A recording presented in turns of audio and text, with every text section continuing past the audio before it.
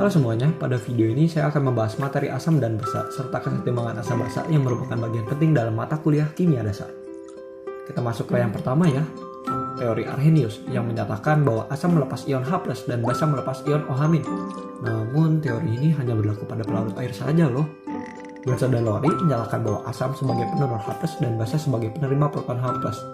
Sedangkan Lewis sendiri menyatakan asam sebagai penerima pasangan elektron sedangkan basa pendonornya.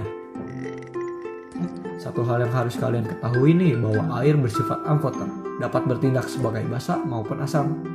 Indikator pH netral berada pada angka 7 di mana semakin mendekati 0 semakin asam suatu larutan dan semakin basa mendekati angka 14.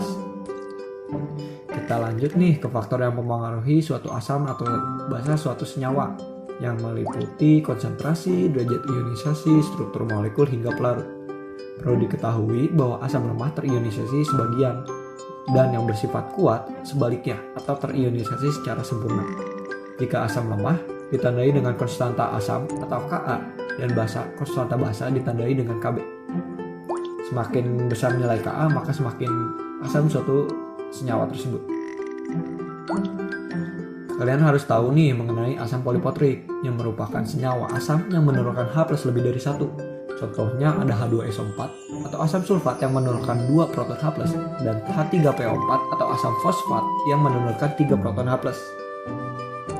Kita masuk nih ke kesetimbangan asam dan basa. Singkatnya, kesetimbangan asam basa ini merupakan keadaan reaksi ionisasi asam atau basa yang berlangsung secara dua arah, yang dimana laju reaksi ke arah produk sama dengan laju reaksi ke arah reaktan. Contohnya, kita di sini punya CH3COH atau asam asetat atau cuka yang berada di dalam air, yang dimana sebagian asam asetat terionisasi menjadi ion hidrogen dan ion asetat. Kalian tahu nggak nih, di tubuh kita ini memakai sistem dapar atau buffer yang berguna untuk mempertahankan pH darah melalui sistem penyangga yang terdiri dari pasangan asam dan basa konjugatnya. Buffer itu merupakan larutan penyangga ya, yang dimana tugasnya untuk mempertahankan pH tetap stabil meski ada penambahan sedikit asam atau basa sehingga tidak terjadi perubahan pH secara drastis. Di sini di dalam tubuh kita itu ada contohnya asam karbonat dan bikarbonat yang menetralkan kelebihan asam atau basa di dalam tubuh kita sendiri. Untuk menghitung pH buffer, kita menggunakan persamaan Henderson-Hasselbalch, di mana pH sama dengan pKa atau konstanta diasosiasi asam ditambah dengan log basa konjugat per asam lemahnya. Nah, di sini ada dua contohnya nih. Ada sabun yang kita gunakan distabilkan pH-nya agar tidak terlalu basa dan dapat menyebabkan iritasi kulit. Obat suntik juga menjaga pH tetap stabil dengan cairan tubuh loh. Jadi, obat ini berlangsung secara efektif. Kita lanjut ke pembahasan terakhir ya, yaitu titrasi. Titrasi ini digunakan untuk menentukan konsentrasi larutan atau titran dengan menggunakan titrat sebagai larutan standar yang konsentrasinya sudah diketahui.